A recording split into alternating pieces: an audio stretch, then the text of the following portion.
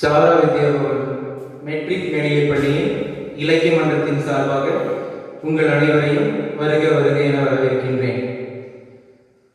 சிறப்பு பட்டிமன்றமாக பொங்கல் பட்டிமன்றம் மாணவர்கள் பேச தயாரித்து வந்துள்ளனர். மாணவர்கள் அனைவரையும் தங்கள் நெஞ்சார பாராட்டும்படி கேட்டுக்கொள்கின்றேன். முதலில் தமிழ்தாய் வாழ்த்து.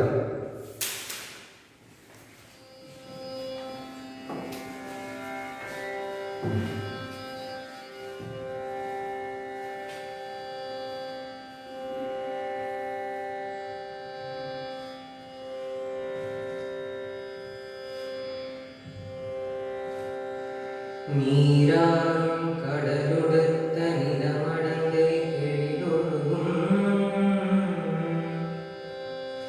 சீராறும் வதனமென திகழ்வரத கட்டமிகு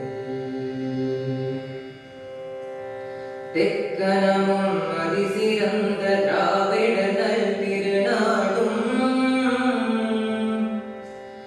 தக்க சிறு பிறையுதலும்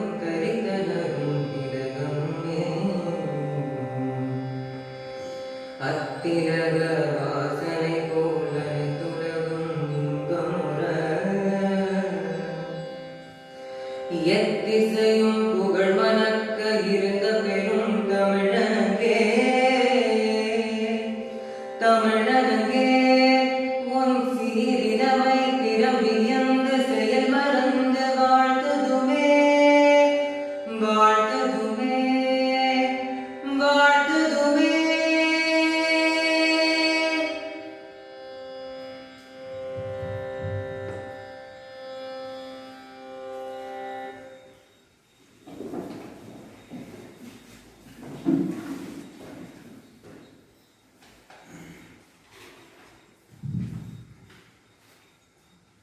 இப்பட்டிமன்றத்தை நடத்துவதற்கு நல்லதொரு வாய்ப்பை நல்கிய பள்ளியின் முதல்வர் தந்தை அவர்களுக்கும் மற்றும் அருட்தந்தையர்கள் அனைவருக்கும், சிறப்பாக தயாரிக்க உதவிய அனைத்து ஆசிரியர் பெருமக்கள் அனைவருக்கும் முதற்க நன்றியை தெரிவித்துக் கொண்டு தற்போது பட்டிமன்றத்தை ஆரம்பிக்கின்றோம்.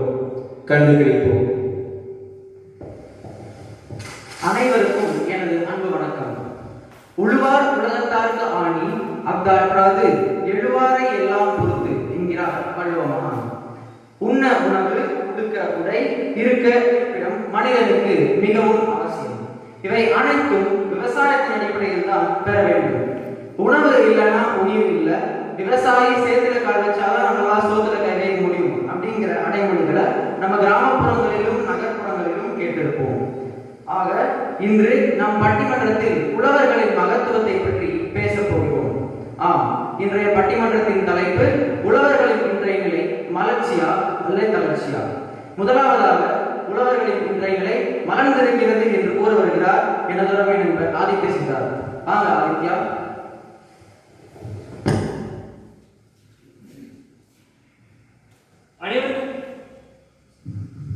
அனைவருக்கும் வணக்கம்.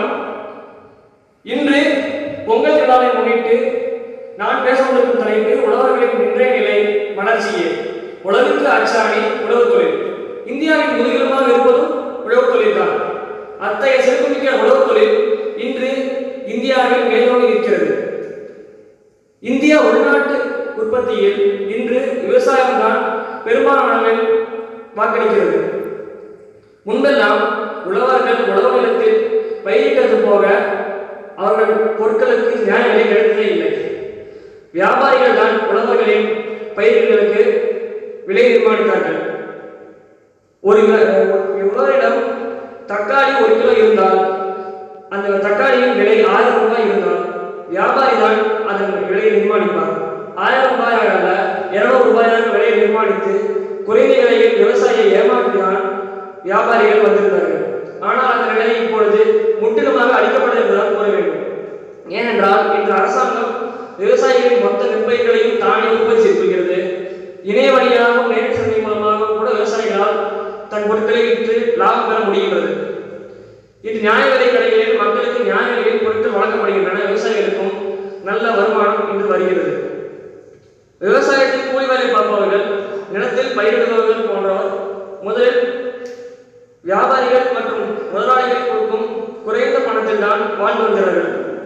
ஒரு இடத்தில் ஒரு மாதத்திற்கோ இல்லை ஒரு வருவாய்க்கோ வரும் பணம் கிட்டத்தட்ட 10 லட்சம் வரை இருந்தாலும் அந்த விவசாயிகளுக்கு ஒருத்தருக்கு கிடைக்கும் பணம் எவ்வளவு என்றால் 1000 ரூபாய் கூட கிடையாது.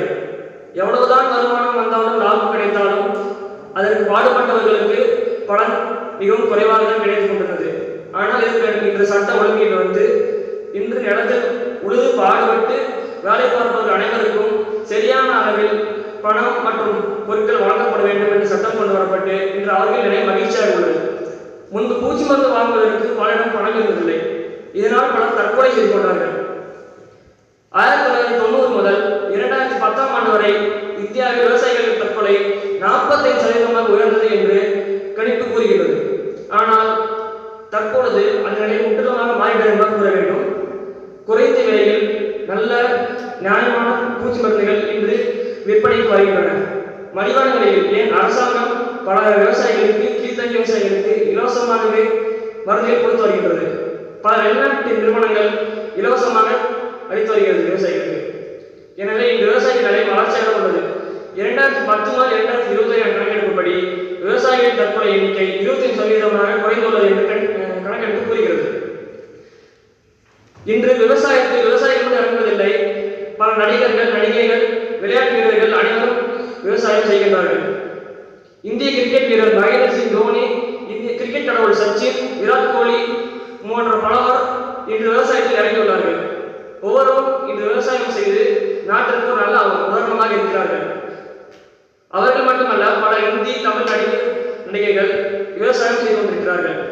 எனவே இந்த 10 வருடத்தில் இந்தியா தான் விவசாயத்தில் 5ஆம் இடத்திலிருந்து 3ஆம் இடத்திற்கு விவசாயத்தால் இருக்கும் நல்ல நாடு என்று பாராட்டப்பட்டிருக்கிறது. வாய்ப்பளித்த அனைவருக்கும் நன்றி. நடுவரிடம் இத்தகைய நல்ல கருத்துக்களை கேட்டு எங்களுக்கு நல்ல தீர்ப்பளிக்குமாறு நான் கேட்டுக்கொள்கிறேன். நன்றி, வணக்கம். ஆதித்யா என்ன சொன்னாங்கன்னா, பல அறிவியல் கண்டுபிடிப்புகள் இருக்கையில உழவர்களின் நிலை மறந்துதான் இருக்கிறது அப்படின்னு சொல்லிட்டு போயிட்டாரு. இவருக்கு பதிலடி கொடுக்கும் விதமா உழவர்களின் இன்றைய நிலை தளர்ச்சி என்று கூற வருகிறார். எனதான் ஹேமச்சந்திரன். வாங்க ஹேமச்சந்திரன். என்னை வாழ வைக்கும் தமிழுக்கும், நம் பள்ளி முதல்வர் அவர்களுக்கும், இங்கு கூடியுள்ள சபையோர் அனைவருக்கும், மேடையில் அமர்ந்திருக்கும் என் எதிரணிக்கும் என்னணிக்கும், எங்கள் பக்கம் தீர்ப்பளிக்க காத்துக் கொண்டிருக்கும் நடுவர் அவர்களுக்கும் என் பண்பான வணக்கம். உழவர்களின் இன்றைய நிலை தளர்ச்சியே என்பதை பற்றி பேச வந்துள்ளேன். சுழன்றும் ஏற்பின்னது உலகம், அதனால் உலகம் உழவே கலை. அதாவது இந்த உலகத்துல நீங்க எத்தனை தொழில் செஞ்சாலும் அதெல்லாம் ஏற்தொழிலுக்கு பின்னாடி தான் நிற்கும். இதனால நீங்க எவ்வளவு துன்புற்றாலும் ஏற்தொழிலே தலை சிறந்ததுன்னு வள்ளுவர் சொல்றாரு. ஆனால் இன்றைய விவசாய நிலை மிகவும் தளர்ச்சியானதுன்னு நான் சொல்லிதான் உங்களுக்கு தெரியணும் இல்லை. நடுவர் அவர்களே, நாம நம்ம நாட்டுல விவசாயத்தை மாற்றிட்டோம். இதுக்கு பல காரணங்கள் இருக்கு.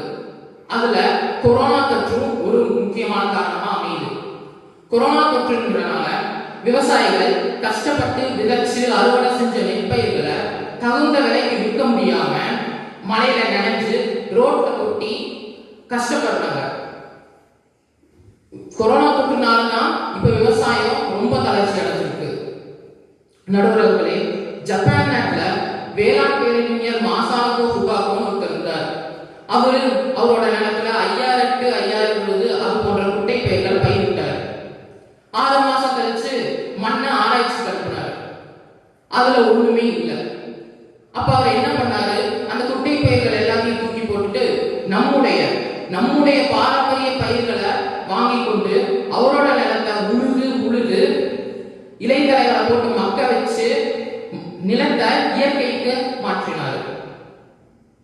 6 மாசம் கழிச்சு மண்ணை ஆராய்ச்சி கண்டுறாரு. அதுல 10 லட்சம் நுண்ணுயிர்கள் இருப்பதை கண்டுபிடிச்சாரு. ஒரு நல்ல நிலத்துல 100 கோடி நுண்ணுயிர்கள் உருவாகும். அந்த நுண்ணுயிர்கள் தான் நம்ம பயிருக்கு விடுற தண்ணீரை உறிஞ்சு உணவா மாற்றி பயிருக்கு வழங்குகிறது. நாம இப்போ ரசாயனம் கலந்த உரத்தையும் வேதியியல் உரத்தையும் தெளிச்சு அடிக்கிறோம். இது கூட உலகம் நண்பனான மண்புழுவும் சேர்ந்து அழியுது. இதனாலதான் நாம நம்ம முன்னோர்கள் மாதிரி வறுமையாக இல்லாம நிறைய உடல் உபாதைகளோட அவதிப்படுறோம். நடுவர் அவர்களே, அப்பெல்லாம் மாட்டை வச்சு கொடுத்தாங்க. ஆனா இப்ப அது மாறிடுச்சு. மாட்டை வச்சு அப்ப இன்னொன்னு பண்ணாங்க. மாடு எந்தெந்த இடத்துல போய் படுக்குதோ அந்தந்த இடத்துல தான் ஈரப்பதம் அதிகமா இருக்குன்னு கண்டுபிடிச்சாங்க. அதனால அந்த இடத்துல கிணற வெட்டுவாங்க.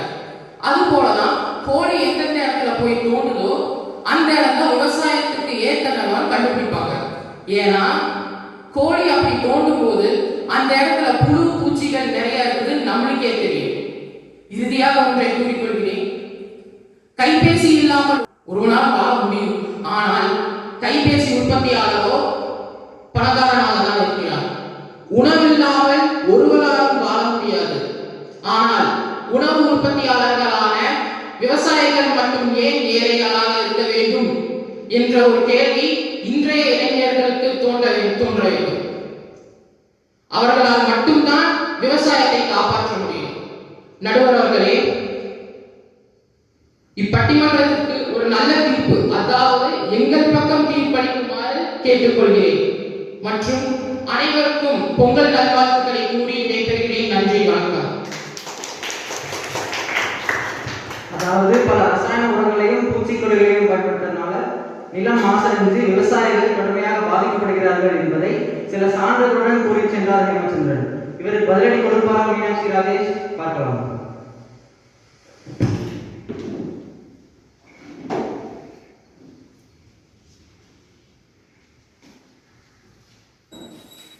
எங்கள் எதிர்காலத்திற்கு துண்டுகோலாய் விளங்கும் பேராசிரியர்களுக்கும் மதிப்பிற்குரிய ஆசிரியர் பெருமக்களுக்கும் அன்பை மட்டுமே அன்னையின் பெற்றோர்களுக்கும் உழவர்களின் இன்றைய நிலை வளர்ச்சி என்று தீர்ப்பளிக்க ஆவலுடன் அமர்ந்திருக்கும் நடுவர் அவர்களுக்கும் வெற்றி பெற மாட்டோம் என்று அறிந்தும் தளர்ச்சியை பற்றி பேச வந்திருக்கும் எமது எதிரணியினருக்கும் மலர்ந்த முகத்துடன் உழவர்களின் வளர்ச்சியை பற்றி பேச வந்திருக்கும் எமது அணியினருக்கும் எனது முதற்கை வணக்கம். நீரின்றி அமையாது உணவு என்றால் உணவின்றி அமையாது உடல். அத்தகைய உணவை கொடுக்கும் உழவர்களை பற்றி பேச வாய்ப்பளித்த இந்த பட்டிமன்ற நிகழ்ச்சிக்கும் எனது மனமார்ந்த நன்றிகளை தெரிவித்துக் கொள்கிறேன். உயிரை படைத்தவனை இறைவன் என்கிறோம். உயிர் இருந்தால்தான் உடல் முழுமையடையும். உயிரில்லாத உடலால் ஒரு பயனும் இல்லை. அவ்வுயிரை நிலைநிறுத்தும் உடல் ஆரோக்கியமாக செயல்பட நமக்கு தேவை உணவாகும். அத்தகைய உணவை அளித்து மனித உயிரை நிலைநிறுத்தும் ஒவ்வொரு உழவரும் கடவுள்தான். அத்தகைய உழவர்களின் நிலை தளராமல் மலர்ந்துதான் இருக்கும் என்று நான் நினைக்கிறேன். நடுவர் அவர்களே, சற்று முன் நண்பர் ஹேமச்சந்திரன் வந்துட்டு உழவர்களுடைய நிலை வந்து தளர்ந்திருக்குன்னு சொன்னாரு. இப்ப அவராகட்டும் இல்ல இன்னும் தளர்ச்சியை பற்றி பேச வர இருக்கும் எனது எதிரணியினராகட்டும், உழவர்களுடைய நிலை தளர்ச்சின்னு சொல்றீங்களே, அதுக்காக உழவர் திருநாளாகிய பொங்கல் திருநாள கொண்டாடாம விட்டுறீங்களா? கண்டிப்பா இல்லை. பொங்கலுக்கு ஒரு நாள் முன்னாடியாவது புத்தாடை அணியறத பத்தியும் பெரிய கோலம் போடுறத பத்தியும் நேரத்துல எந்திக்கிறத பத்தியும் அம்மா சமைக்கிற பொங்கலை பத்தியும் நிச்சயமா யோசிப்பாங்க. அவையோர்களே, நீங்களே பாருங்க, உழவர்களுடைய நிலை தளர்ந்திருக்குன்னு சொல்லுவாங்களா, அதே உழவர் திருநாளாகிய பொங்கலை கொண்டாடிட்டு பொங்கலுக்கு சாப்பிட்டாங்களாம். சரி, இப்ப நீங்க சொல்ற மாதிரி உழவர்களுடைய நிலை தளர்ந்திருக்குன்னு சொல்றதை விட சிறிதளவு சரிந்திருக்குன்னு சொல்லலாம். அதற்கு காரணம் நம்ம தான். இந்த தொழில்நுட்பத்துடைய ஆதிக்கம், மனிதர்களுடைய அலட்சியத்தனம், இந்த மாதிரி சில காரணங்களால சிறிதளவு இது சரிந்திருக்கு. ஆனால் நடுவர் அவர்களே, எதுவும் நிரந்தரம் அல்ல, மாற்றம் ஒன்றே மாறாததுன்னு நம்ம எல்லாரும் கேள்விப்பட்டிருக்கோம். இதுவும் ஒரு வகையான மாற்றம் தான். என்ன, இந்த சங்கடம் முடிஞ்சிருச்சு. ஆனா எதிர்காலத்துடைய தூண்களாகிய இளைஞர்கள் நம்ம நினைச்சா, இளைஞர்கள் முன்வந்தா புதிய ஒரு மாற்றத்தை உருவாக்கி இந்த நிலையை நிச்சயமா மாற்ற முடியும். இருந்தும் பல விவசாயிகள் எவ்வளவு சங்கடம் இருந்தாலும் அந்த உழவு தொழிலை விடாம கடைபிடிச்சிட்டு இருக்காங்க. அப்ப நடுவர் அவர்களே, நீங்க என்கிட்ட கேட்கலாம், நீ என்ன இப்படி சொல்ற? பல பேர் அதை விட்டுட்டு லாபம் பார்க்க முடியாம தூக்கி எறிஞ்சிட்டு போயிட்டாங்க. நண்பர் ஹேமச்சந்திரன் கூட கொரோனானால பல நஷ்டங்கள் ஏற்பட்டுச்சு அப்படின்னு சொன்னாரு. ஆனா அதே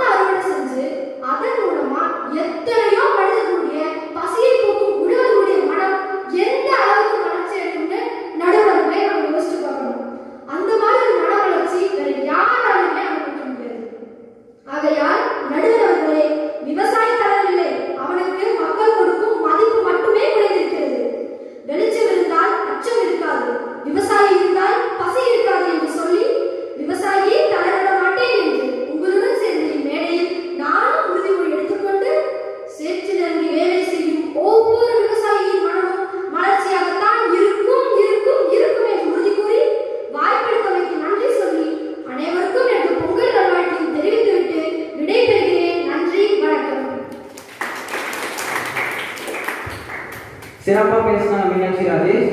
அதாவது உழவர்களின் இன்றைய நிலை சற்று வாய்ந்திருக்கிறதே தவிர அது தளர்ந்தில்லை என்று கூறி சென்றுள்ளார். அடுத்ததாக உழவர்களின் இன்றைய நிலை தளர்ச்சி என்று கூற வருகிறார் எனது தோழி ஜஸ்மிதா. வாங்க ஜஸ்மிதா.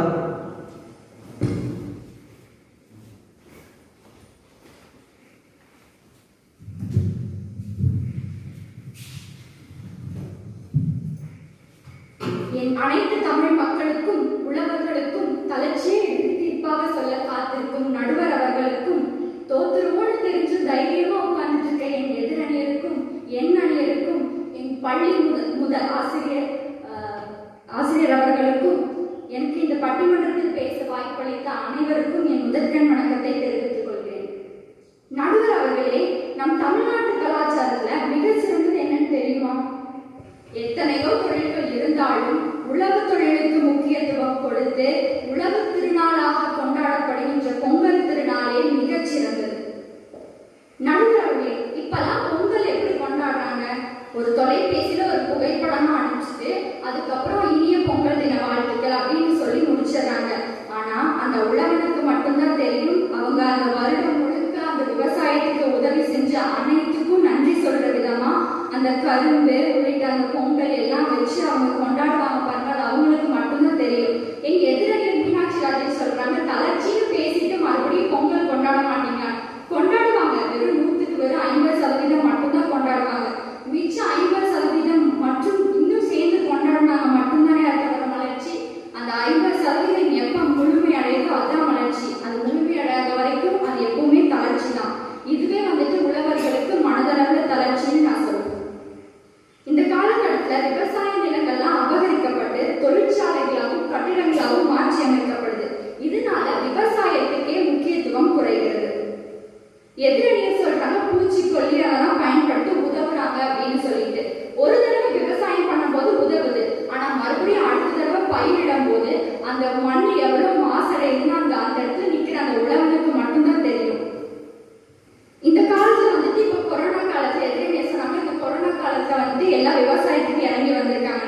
அதே கொரோனா முடிஞ்சதுக்கு அப்புறம் அந்த விவசாயத்திலேயே பாதி பேர் இருப்பாங்களே தவிர மீதி பேர் எல்லாருமே அந்த படிப்பை வந்து கிடைச்சிட்டு வெளிநாடெல்லாம் போயிடுவாங்க. இதுவே வந்துட்டு தளர்ச்சி தான். இப்போ அது படிப்பையே முன்னுதாரணமா வச்சு அவங்க பரம்பரை தொழிலான விவசாயத்தை மறந்துட்டு எத்தனையோ பேர் வந்துட்டு அப்படியே விட்டுட்டு அவங்க பாட்டுக்கு போயிடுறாங்க. இதனால விவசாயிகளுக்கு ஆதரவு குறைந்ததுன்னு நான் சொல்றேன். இவங்க எதிரணி மீனாட்சி ராஜேஷ் சொன்னாங்க, அந்த பூ அப்படிங்கிற ஒரு கதை. அந்த பூ மலர்ந்து, ஆனா அந்த பூவை எடுத்து வைக்கிறதுக்கு ஒரு மனம் வேணும் இல்லையா? அதுதான் நான் வந்துட்டு தளர்ச்சி நீங்க சொல்றேன். இந்த காலகட்டத்துல 2 விஷயங்களை மட்டும் நான் வந்துட்டு தளர்ச்சின்னு சொல்லலாம். முதல்ல பாத்தீங்கன்னா, இப்ப இடப்பட்ட காலத்துல கொரோனா மூலமா பாதிக்கப்பட்ட விவசாயிகள். நம்மளே செய்தியில பார்த்திருப்போம், அந்த ஒரு புகைப்படம், அதுல வந்துட்டு தக்காளி எவ்வளவு கீழே ரோட்ல போட்டுட்டு போனாங்க அப்படின்னு. அது போடும்போது அந்த விவசாயம் பண்றதுக்கு அவங்க எவ்வளவு காசெல்லாம் செலவு பண்ணியிருப்பாங்க. அந்த பயிரிடும் போது ஒவ்வொரு நாளும் வந்து மகிழ்ச்சியா இருப்பாங்க. ஆனா அந்த ரோட்ல போடும்போது நேரத்துக்கு தகுந்த மாதிரி அவங்க எவ்வளவு தளர்ச்சி அப்படின்னு அவங்களுக்கு மட்டும்தான் தெரியும். இரண்டாவது பாத்தீங்கன்னா, கடந்த 2017ஆம் ஆண்டுல கன்னியாகுமரியில் நடந்த இயற்கை சீற்றம். அந்த இயற்கை சீற்றத்தினால பாதிக்கப்பட்ட அனைத்து விவசாயிகளுக்கும் இன்ன வரைக்குமே அந்த நஷ்டத்திலும் மீள்றது அவங்களுக்கு ரொம்பவே பெரும் சோதனையா இருக்குன்னு சொல்றாங்க. பண்டைய தமிழகத்தில் உழவன் என்னும் சிறப்பு பெயர் மிகவும் உயர்ந்தவர், பெரும் பட்டமாக மதிக்கப்பட்டது. ஆனால் இன்று ஒரு கேள்விக்குறியாக நிற்கிறது. நடுவர்கள் எதிரணி சொல்றாங்க மலர்ச்சி மலர்ச்சி மலர்ச்சின்னு. ஆனா நம்ம ஏன் அப்படி மலர்ச்சியா இருந்தா நம்ம ஏன் இப்போ தளர்ச்சி இல்ல மலர்ச்சி மலர்ச்சியில தளர்ச்சின்னு வாதாடிட்டு இருக்கோம்? சொல்லுங்க. மழை வெயில் பாராது தன் மனஞ்சோராது உழைத்த அவனுக்கு வறுமையே விதியானது. வறுமையில் பேரடிப்பட்டு சதுரடிக்கு விலை பேசுகிறார். சீரோடு வாழ்ந்த நீ போராடி வாழ்கிறாய். அன்று மகாகவி பாரதியார் சொன்னாரு, உழவுக்கும் தொழிலுக்கும் வந்தனை செய்வோம்னு. அப்ப பண்ணல, இனிமேலாவது நம்ம அதை கடைபிடிப்போம். என் அனைத்து தமிழ் மக்களுக்கும் உழவர்களுக்கும் என் இனிய தைத்திருநாளான பொங்கல் வாழ்த்துக்களை கூறி விடைபெறுகிறேன். நன்றி, வணக்கம். அதாவது இந்த ஊரடங்கு காலத்துல விவசாயிகள் கடுமையாக பாதிக்கப்பட்டிருக்காங்க அப்படிங்கிறத கூறி சென்றிருக்கிறார் ஜஸ்மிதா. உழவர்களின் இன்றைய நிலை மலர்ச்சியாக இருக்கிறது என்று கூறுகிறார் எனது நண்பர் ஜிதேந்திரா. வாங்க ஜிதேந்திரா.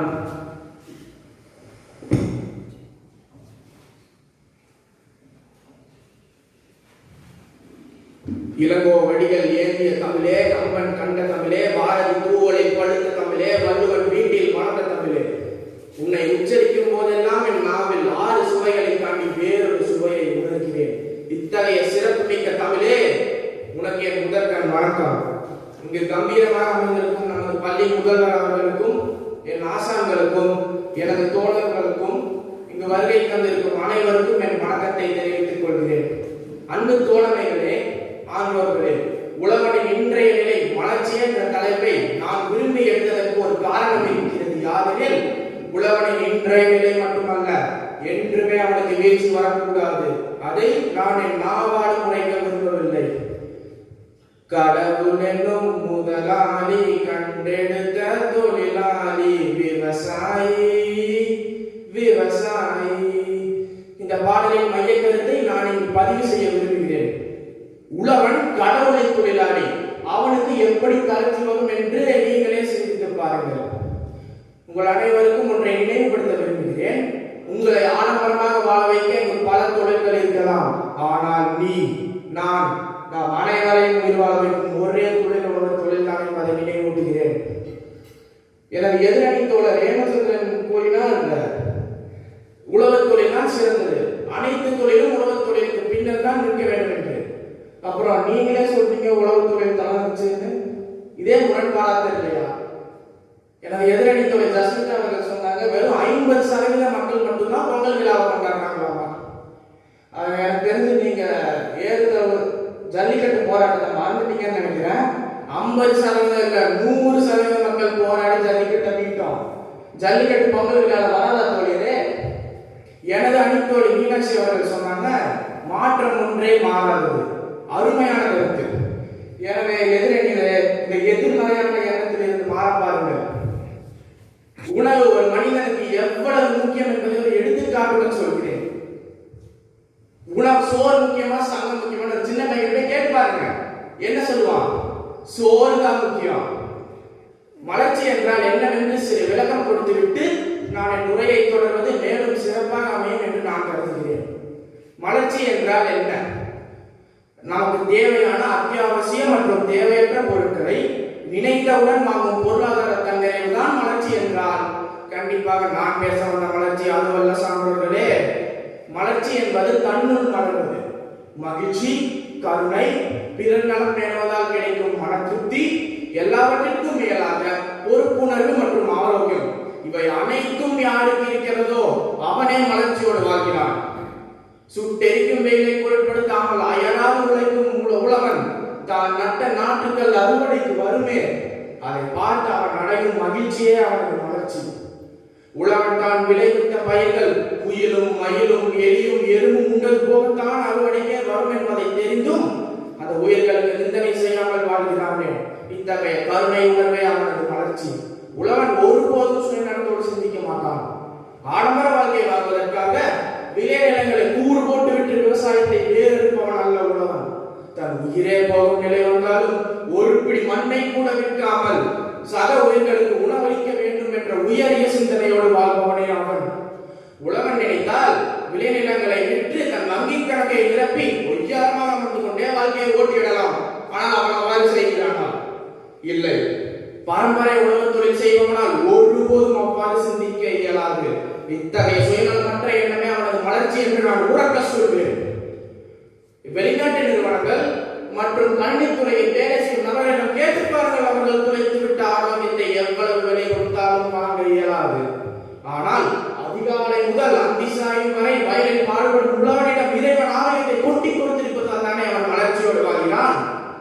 மலர்ச்சி என்பது உள்ளிருந்துதான் வர வேண்டுமே தவிர வெளிப்புற காரணிகளால் உருவாக்கப்படுவதில்லை. மகிழ்ச்சி, கருணை, சுயநலமற்ற வாழ்வு மற்றும் ஆரோக்கியம் பேணுதல், இவை அனைத்தையும் நாம் நம் பண்பாக்கி கொண்டால் நம்முள்ளும் மலர்ச்சி வளரும். இவ்வனைத்து பண்புகளும் உழவனுக்கு இருக்கிறது. அதனால்தான் நான் சொல்கிறேன், உழவனின் இன்றைய நிலை மட்டுமல்ல, என்றுமே அவனுக்கு மலர்ச்சியே மலர்ச்சியே மலர்ச்சியே. தேடி சோறு விதம் நின்று பல சிந்தஞ்சிறு கதைகள் பேசி மனம் வாட துன்ப மிக உழன்று பிறர் வாட பல செயல்கள் செய்து நரை பாயும் பல வேடிக்கை மனிதரைப் போல உலகம் வீழ்வான் என்று நினைத்தீர்களோ ஒருபோதும் நடக்காது. இறுதியாக நடுவரே, உங்களிடம் ஒன்றை நினைவுபடுத்த விரும்புகிறேன். உப்பிட்ட வரை உள்ளளவும் நினைப்பது மனிதனின் பண்பாடு. அதாவது நமது உழவனித்த உழவனுக்கு நன்றி உணர்வோடு இருக்க வேண்டும். நீங்கள் உண்ணும் உணவு உழவனால் படைக்கப்பட்டது. எனவே அந்த நன்றி உணர்வோடு தீர்ப்பு வழங்குங்கள். ஏனென்றால் நன்றி மறப்பது நன்றன்று. நீங்கள் வழங்கும் தீர்ப்பை வைத்தே இங்குள்ள அனைவரும் உணர்ந்து கொள்வார்கள் நீங்கள் எவ்வளவு நன்றி உணர்வோடு வாழ்பவர் என்று. வாய்ப்பளித்த அனைவருக்கும் நன்றி. பொங்கல் தின நல்வாழ்த்துக்கள். வாழ்க பாரதம், வளர்க தமிழ். ஆங்கிலம் அதிகம் பேசாது என்றால் இப்போ உழவர்களின் இன்றைய நிலை தளர்ச்சியாக இருக்கிறது என்று சொல்ல வருகிறார் நாராயணன் ரஞ்சி. வாங்க ரஞ்சி.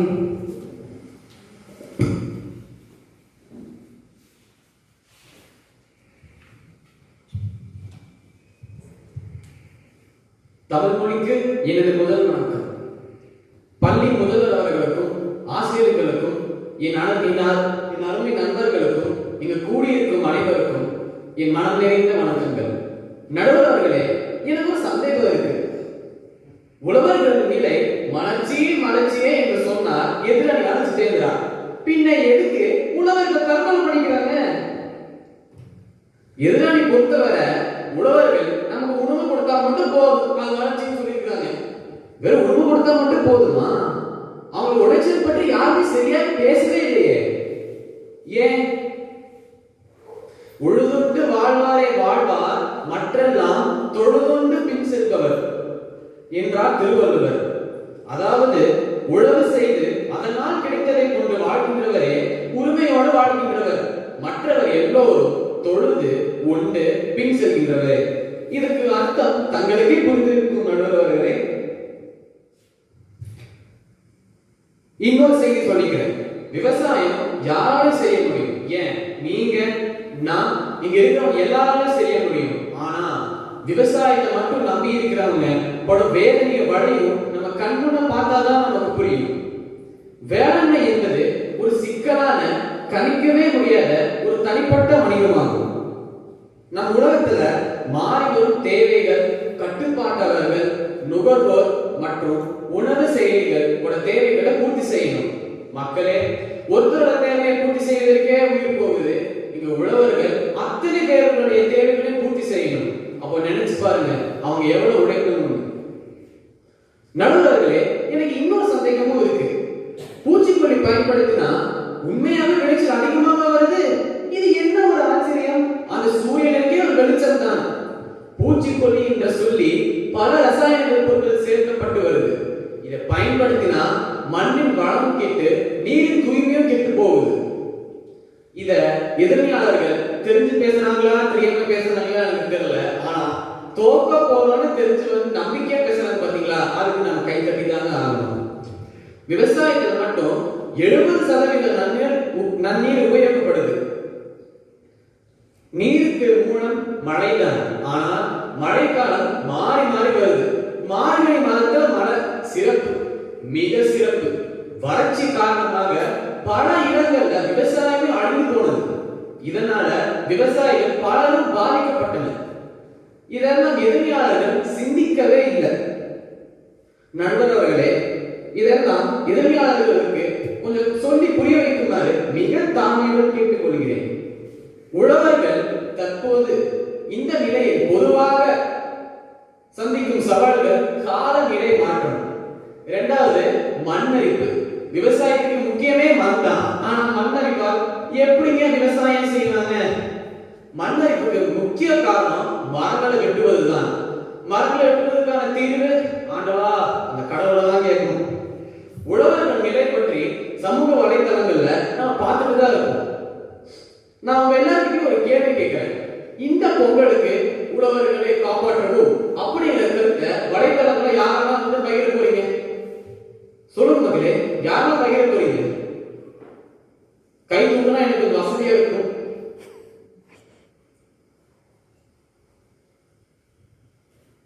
அவ்வளவுதாங்களா?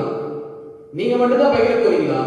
உங்க யாருக்குமே முகநூல் அப்படிங்கிற சமூக வலைதளம் எங்க ஒருத்தர் கூட இல்லையா? என்ன ஒரு ஆச்சரியம். சரி, அதை விடுங்க. அதாவது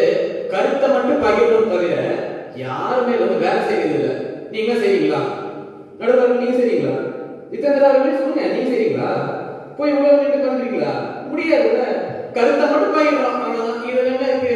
எனக்கு சிரிப்பு தாங்க வருது. அதாவது களத்துல இறங்கி வேலை செய்யணும், கருத்தை மட்டும் பகிரக்கூடாது. என்ன இது நினைச்சாலே எனக்கு சிரிப்பாதாங்க வருது. இது உழவர்களை ஒரு பரிதாப நிலைக்கு தள்ளப்படுவதற்கு சமமாகும். ஞாபகம் வச்சுக்கோங்க, உழவர்களை ஒரு பரிதாப நிலைக்கு தள்ளப்படுவதற்கு சமமே ஆகும். நம்மால் முடிஞ்ச உதவியை நாங்க செஞ்சுதான் ஆகணும். சிறு உதவி, அதாவது இந்த புள்ளை எப்படி வச்சு வச்சுக்கோங்களேன், அது உதவிதான், அது ஒரு உதவிதான், சிறு உதவிதான். எல்லாரும் எடுத்து வச்சீங்கன்னா அது பெருசா மாறும். சிறு துளிதான் பெரு வெள்ளமாக மாறும். இறுதியாக நான் சொன்ன அனைத்தையும் சிறு சிந்தித்து பாருங்க நடுவர்களே, மக்களே, நீங்களும் சிந்தித்து பாருங்க. உழவர்கள் இல்லை தளர்ச்சியே என்று தீர்ப்பு வழங்குமாறு நடுவர்களே அன்பாக கேட்டுக்கொள்கிறேன். அனைவருக்கும் தை திருநாள் வாழ்த்து கூறி விடை பெறுகிறேன். நன்றி, வணக்கம். எதிரணிக்கு தக்க பதிலை கொடுத்திருக்காரு நம்ம விஷயக்காரத்தை. சரி, இப்போ நம்ம முடிவுக்கு வருவோம். சங்ககாலம் தொட்டு இக்காலம் வரையிலும் உழவர்கள் மற்றும் உழவின் பெருமையை பாடுகிறோம். உண்டி கொடுத்தோர் உயிர் கொடுத்தோரை என்று உழவர்களை சிறப்பிக்க நாம் தவறுகிறதை. இன்று வரை நம் மனதில் உழவர்கள் பற்றிய உயர்ந்த எண்ணமே மேலோங்கி இருக்கிறது. ஆனால் இவையெல்லாம் செயலாக அல்லாமல் வெறும் சொல்லாக மட்டுமே குறுகி நிற்கின்றது. ஆக இந்த இரு அணியினர் பேசியதை ஒப்பிட்டு பார்க்கும்போது இந்த அணி பேசுவது கொஞ்சம் நியாயமாக நினைக்கப்பட்டது. உழவர்கள் இன்று பரிதாப நிலையில் இருக்கிறார்கள் என்பதுதான் கசப்பான நிதர்சனமான ஒரு உண்மையாகும். ஆக இந்த அணியினர் கூறியபடி உழவர்களின் இன்றைய நிலை சற்று தளர்ந்திருக்கிறது, அதாவது ஒரு கேள்விக்குறியான நிலையில் தான் இருக்கிறது என்றுதான் கூற வேண்டும். உழவர்களின் இந்த நிலையை மாற்றியாக வேண்டும். அதற்கு மாணவர்களாகிய நாம் என்ன செய்யலாம் என்று கேட்டால், அறிவியல் ரீதியாகவும் இயற்கையின் மூலமும் விவசாயத்தை முன்னேற்றம் ஏற்படுத்தும் முயற்சிகளை நாம் மேற்கொள்ள வேண்டும். உழவர்களுக்கு உதவும் வகையில் பல அறிவியல் கண்டுபிடிப்புகளை ஆராய்ச்சியின் மூலமாகவும் நமது சிந்தனையின் மூலமாகவும் உருவாக்க வேண்டும் மற்றும் மக்களிடையே நம்மால் என்ற விழிப்புணர்வை ஏற்படுத்த வேண்டும். இந்த நேரத்தில் இயற்கை வேளாண் தந்தை நம்மாழ்வார் அவர்களின் கூற்று ஒன்றை நாம் குறிப்பிட விரும்புகிறேன். நம்முடைய உணவு நம்முடையதாக இருக்க வேண்டும். அப்படி நம்முடையதாக உணவு இருக்க வேண்டும் என்றால் விதைகள் நம்முடையதாக இருக்க வேண்டும். ஆக இந்த நற்செயல்களை செய்வதன் மூலம் உழவர்களை சமூகத்தில் உயர்ந்தவர்களாக நாம் மாற்றி காட்டலாம். அனைவருக்கும் இனிய தைத்திருநாள் வாழ்த்துக்கள். வாழ்க உழவர்கள், வளர்க அவர்கள் சேவை. நன்றி, வணக்கம்.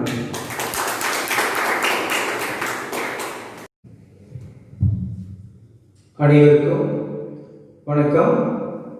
பட்டிமன்றத்தினுடைய தீர்ப்பு சிறப்பாக அமைந்தது. இந்த பட்டிமன்றத்தை சிறப்பாக நடத்துவதற்கு வாய்ப்பளித்த அத்தந்தை முதல்வர் அவர்களுக்கு மீண்டும் ஒரு முறை நன்றி பாராட்டுகிறோம். அதே போல வந்திருந்த பெற்றோர் அனைவருக்கும் குழந்தைகளுடைய பேச்சை அருமையாக கேட்டு அவருடைய வளர்ச்சியில் பங்கு கொள்ள நீங்கள் அனைவரும் பேருதவியாக இருந்திருக்கிறீர்கள். உங்கள் அனைவருக்கும் மீண்டும் ஒரு முறை நன்றி பாராட்டி தமிழ் இலக்கிய மன்றத்தின் சார்பாக நன்றி கூறுகிறேன். நன்றி, வணக்கம்.